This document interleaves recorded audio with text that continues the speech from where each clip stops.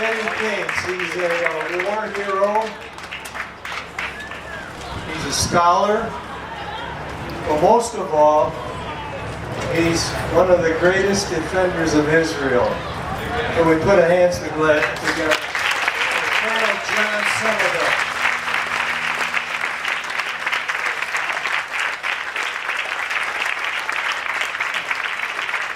Thank you. Those of you that are standing, please remain standing for the next hour while I talk. I don't know. I gave Wes a 14-page biography, and it comes down to that. I went across the street to McDonald's, and the guy in there says, "You're not from around here, are you?" I don't know where he got that idea. I have the most wonderful job that I could ever have imagined. As a matter of fact, about 6 years ago, someone asked me after I had retired from the Marine Corps and a few other things, he said, "What would you do if you could do anything in the world?" And I said, "Well, what I'd like to really do is I'd like to spend a lot more time in Israel, and I'd like to go around and talk about Israel." He said, "Yeah, that's a weird job. There aren't any of those." Well, it turns out there was a job like that. And Pastor John Hagee of Christians United for Israel started this organization called Christians United for Israel. And I'll tell you what we are about. We are about doing something that my mother warned me never to do. She said, when I was a little guy and I was always blabbing, she said, "Johnny, don't talk about religion to people and don't talk about politics." Sorry, Mom, that's all I do.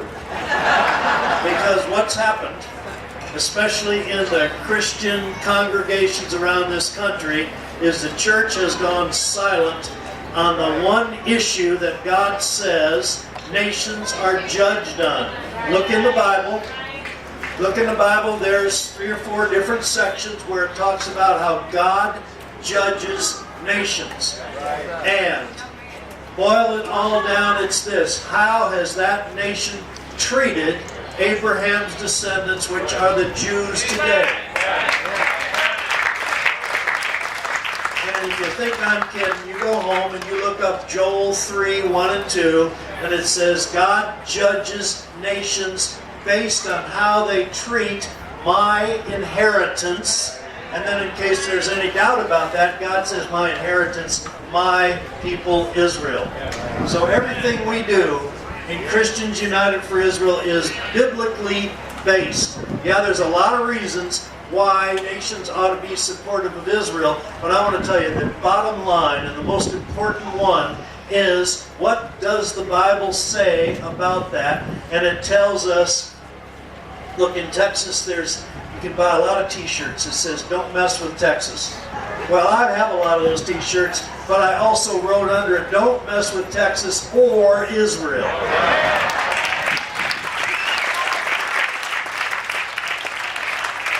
We as a nation mess with Israel at our own peril.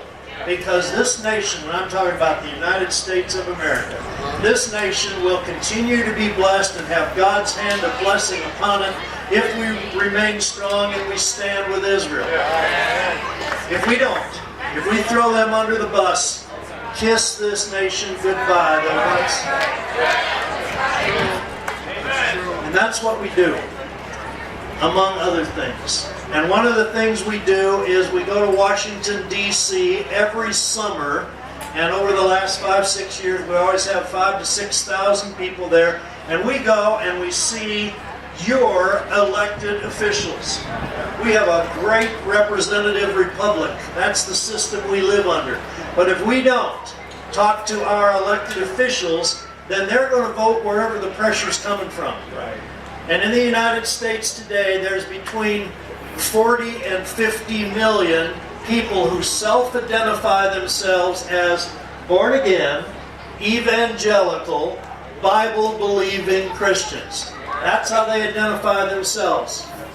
Okay, 40 or 50 million people all speaking on this one issue is a very strong voice. It'll get attention of any of your elected officials.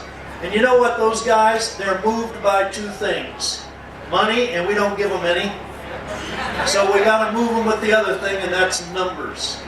And numbers, that means a strong voice. A strong voice. Look, this is a tent. It's wonderful to be back in a tent. I spent 30 years under canvas, but it didn't smell like this. This smells really nice. I love being out under a tent. We are not, Christians United for Israel is not, we are not trying to get all denominations under one tent to agree on theology. That would be a bloodbath. This tent would be a mess. That's why we've got so many denominations. But I'll tell you what, here's what we want to do. We want to get Christians to agree on one thing, that God's Word says we need to support Israel.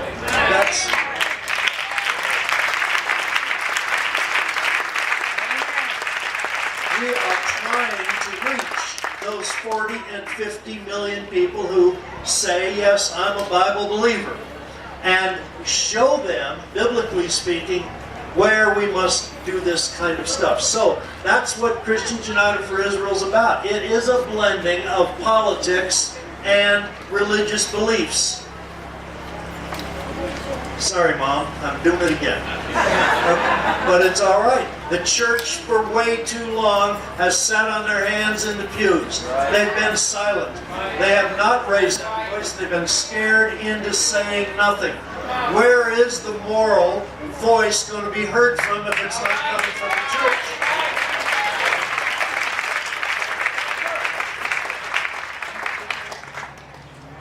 We've handed out, and if you didn't get it, we've handed out this magazine. It's called The Torch. Most of you see, hold it up real high there. Okay.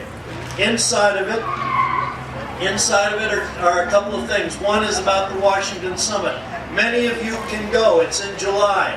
You ought to think hard about going. As soon as you sign up to go, we will make an appointment with your congressperson.